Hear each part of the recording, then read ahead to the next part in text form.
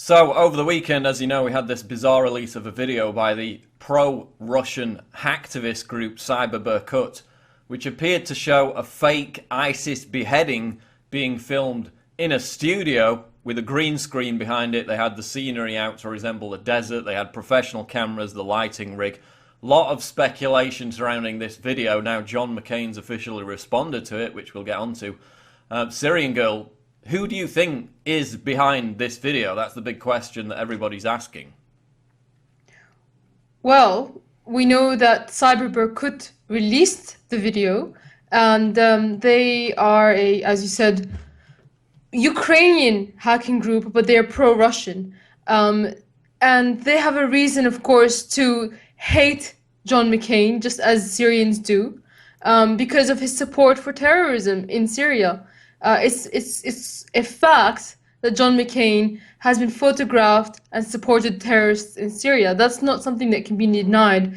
And whether or not this videotape came from his supposed telephone, that can't be verified because Cyber hasn't released any evidence that they actually hacked his laptop or his aide's laptop. And usually, like a hacking group, for example, like the Syrian Electronic Army, would release some evidence that the hack is legitimate, either by showing a desktop of the controlled computer or by dumping a lot of data along with the leak. Right, they'll normally do a data dump, which we've seen in the past. Of course, as you mentioned, the claim was that it was an assistant to John McCain, that they hacked his phone or electronic device during a trip last month to Ukraine, and that's how they obtained this video, which if that claim is true brings the question, why would McCain's aide have a video obviously revealing these ISIS beheadings to be staged? Why would they even film it from way back, showing the video cameras showing that it was staged in the first place? It makes little sense, right? Well, it does that make little sense why his aide would have it, and it does, it suggests that they want to pin McCain as well onto it, even though they don't really need to because it's widely known now that he supports terrorists. Well, But that's what he's denying today. He's claiming that the picture of him with the Syrian rebels from a few years ago was doctored. There's been speculation about that. But there's no speculation about the fact that he was pictured with Abdel Hakim Belhaj, who you remember was the leader of the LIFG, killed US troops in Iraq, then was supported by NATO, by the US during the overthrow of Gaddafi, and is now leading ISIS forces in Libya. We've got a photo of John McCain and Senator Lindsey Graham presenting him with an award, so there can be no denial there that John McCain has indeed met with ISIS terrorists.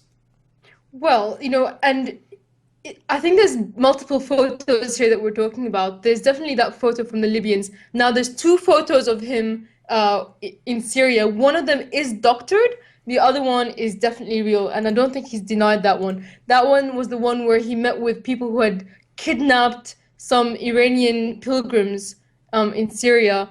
And, the FSA, as we know, are always allied and fighting alongside Al-Qaeda, if not ISIS, and many times they defect each way. But just because perhaps, Cyber made up the fact that they took it from McCain's aides or tried to implicate McCain, doesn't mean that perhaps that video didn't fall into their hands through other sources.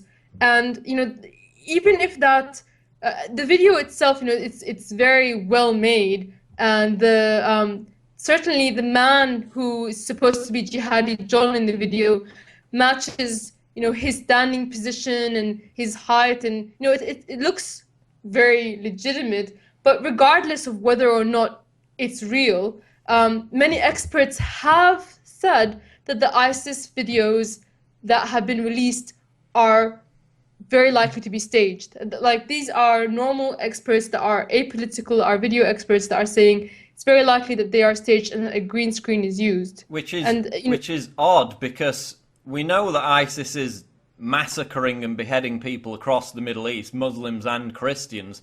So, given the fact that a lot of these experts have said that these videos could be staged, We had the example with the Japanese prisoners where the lighting was completely off. People came out and said that was staged. We had a group working with the Metropolitan Police in London which came out and said the same thing about a different video.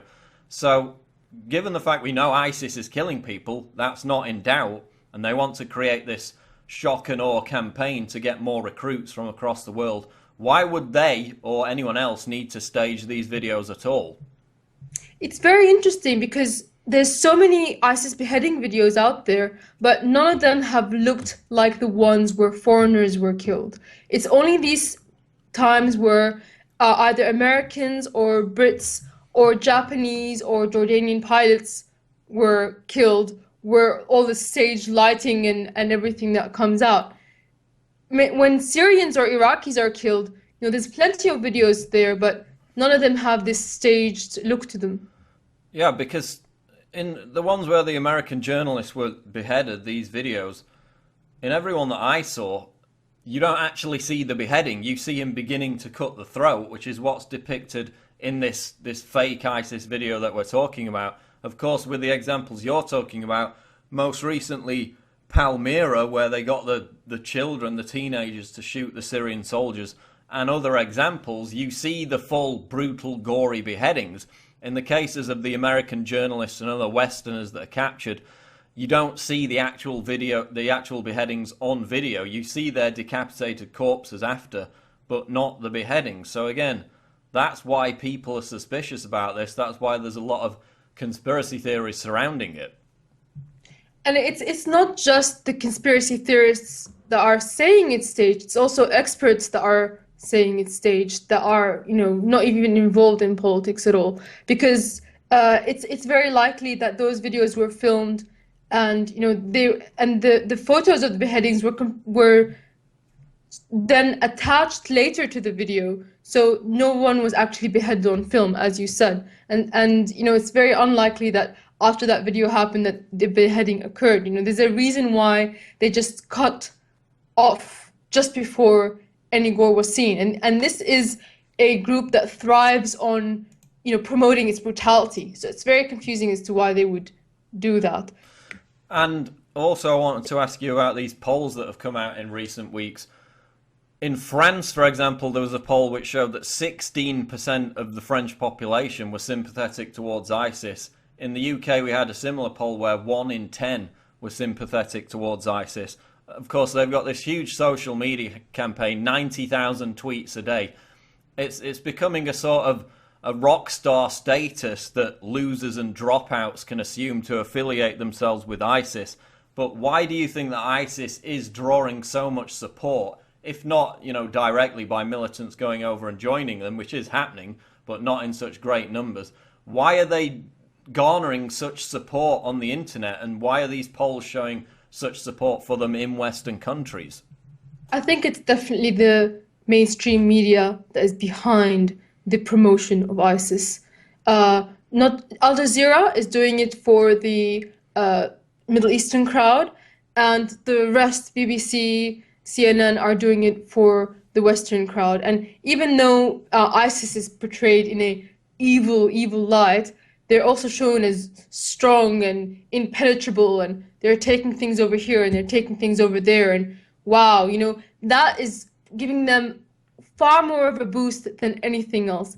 That's why they're getting popular, because the dropouts and the failures of society who would like to get some power in their lives are looking at this group and they're believing that it to be invincible, and they'd like to carve out their own little kingdom in somebody else's country, which is Syria. A friend of mine who had gone to Syria recently, she's actually Australian, of Syrian descent, and someone asked her, "Do you have a terrorist problem in Australia?"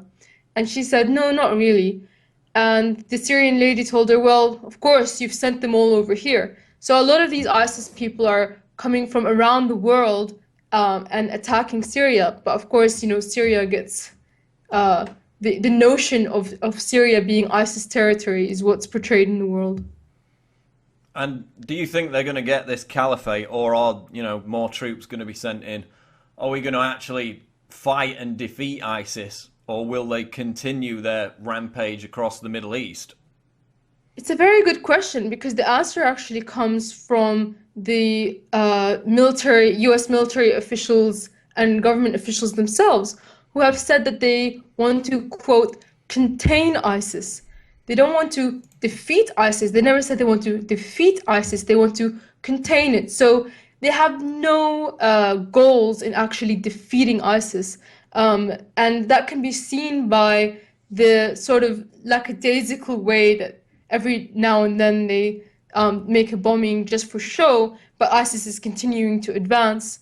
The only places that the West, the United States and NATO will really fight hard against ISIS are the Kurdish-held areas.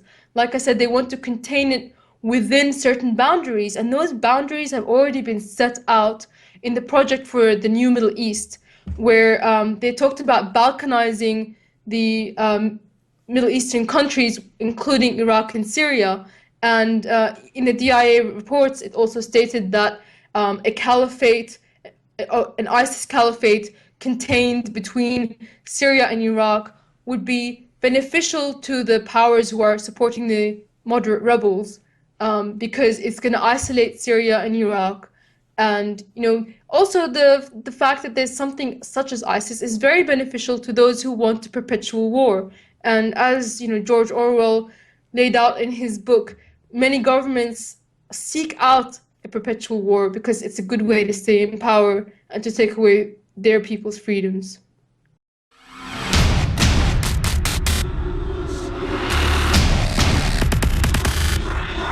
Wow.